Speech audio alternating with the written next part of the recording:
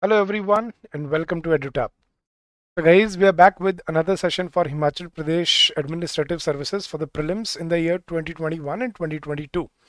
And this is uh, a session for English language where we'll be discussing reading comprehension passages that are given to the aspirants in the exam for their prelims. So we've already taken two sessions.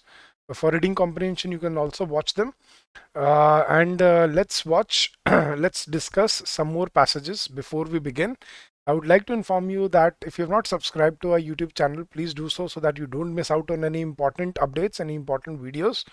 And guys, if you want the PDFs of these sessions for free, you can join our Telegram channel, the link for which has been given in the description of the video. And guys, if you wish to contact us for our courses, you can call us on this number 8146207241 during the office hours, or you can also drop us an email at hello@edutap.co.in.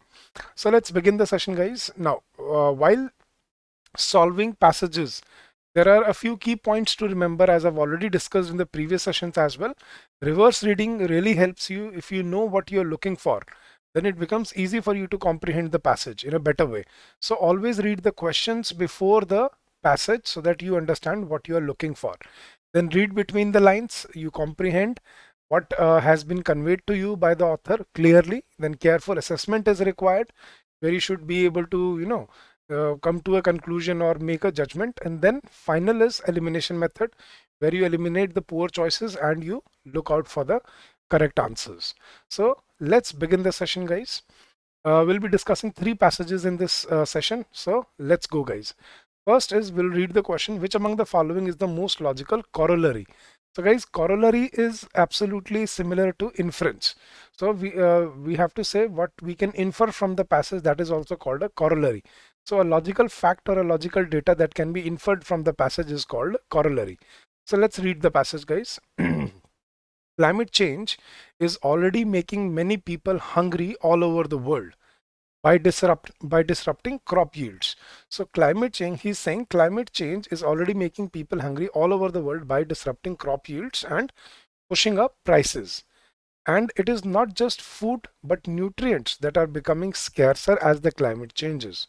It is the poorest communities that will suffer the worst effects of climate change. That's true, including increased hunger and malnutrition as crop production and livelihoods are threatened. On the other hand, poverty is a driver of climate change as desperate communities resort to unsustainable use of resources to meet current needs. So guys, what he's trying to say, it has become a vicious circle of poverty, right? That cause is the effect and effect is the cause, right? He's saying that climate change is affecting crop yields and pushing up prices. It is going to affect the poorest communities, and the poorest communities are, they themselves are a driver of change. Because of being poor, they resort to unsustainable use of resources. So it has become a vicious circle of poverty for them. So climate change is a critical issue to be discussed. So that is what we can infer from the passage. Now let's look at the options, guys. Your options are: government should allocate more funds to poverty alleviation programs and increase food subsidies to the poor communities. So he's saying the government should, allocate more funds to poverty alleviation and increase food subsidies. Okay, but that was nowhere mentioned in the passage, so we can eliminate it. But let's read the other options first. Poverty and climate impacts reinforce each other, and therefore we have to reimagine our food systems. That's true. Now, third, all the countries of the world unite in fighting poverty, malnutrition, and treat poverty a global problem. And we must stop unsustainable agricultural practices, control food prices. No, guys. I think we can eliminate D, we can eliminate C, and option number B is by far the best inference, the best corollary that we can infer, that poverty and climate impacts reinforce each other, and therefore we have to reimagine our food systems. That is the correct inference from the passage. Now, government is nowhere spoken of, so we can eliminate option number A as well. So correct option here was option number B. So that is what we call reverse reading, then reading between the lines, careful assessment, and then elimination method. Right, guys?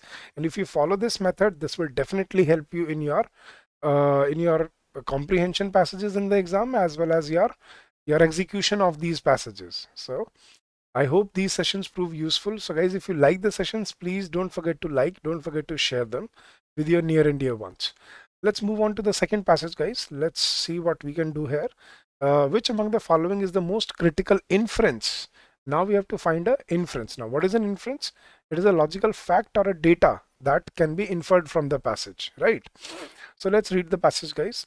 Open defecation. That means when people go to loo in open, right? So open defecation is disastrous when practiced in very densely populated areas.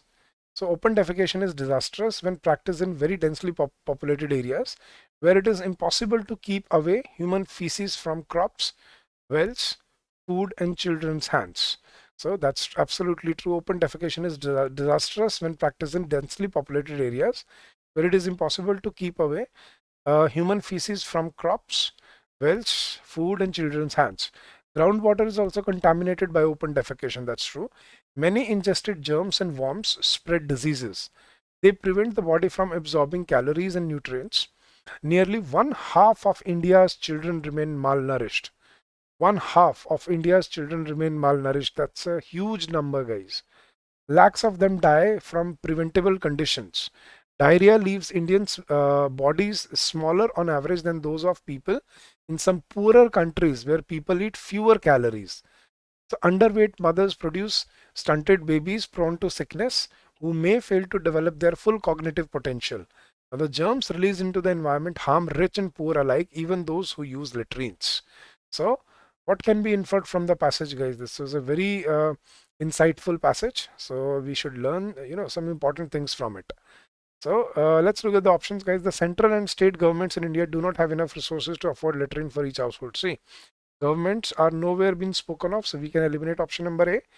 B, open defecation is the most important public health problem of India. Okay.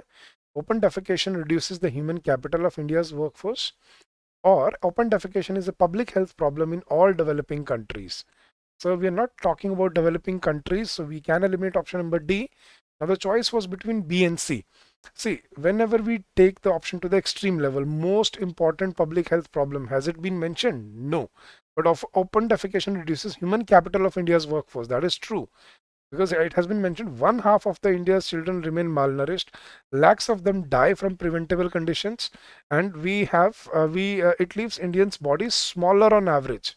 So basically, it affects our human capital. So the correct option here is option number C. That is the logical inference that can be made from the passage.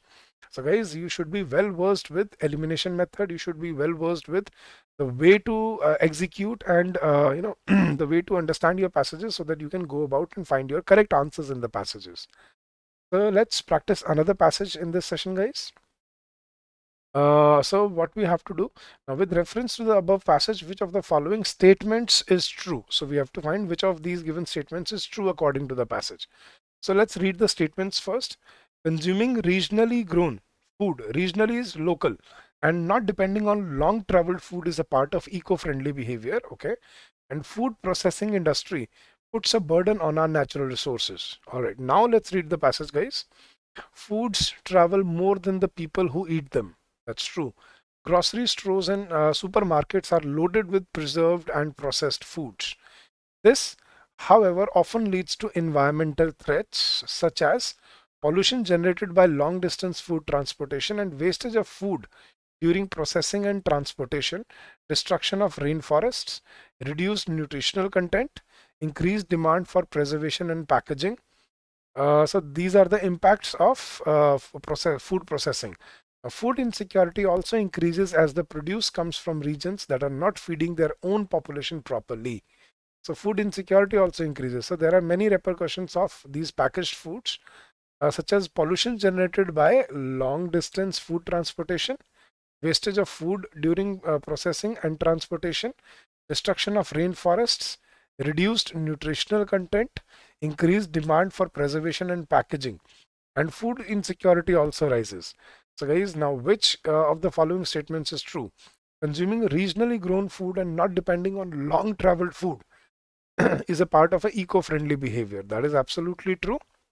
That if we consume regionally grown food, it becomes eco-friendly, because a lot of pollution could be spared, a lot of wastage could be spared, a lot of destruction of rainforest could be spared. So and food insecurity can also be fought. So that is absolutely true. Second is food processing industry puts a burden on our natural resources. Now, natural resources are basically your coal, oil.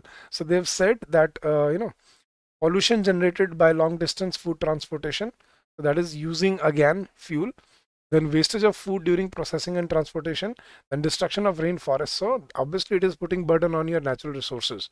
So that is also correct. So both the statements are absolutely correct. So we can say that option number C is the best option out there, that yes, consuming regionally grown food is a part of eco-friendly behavior, and yes, food processing industry puts a burden on our natural resources.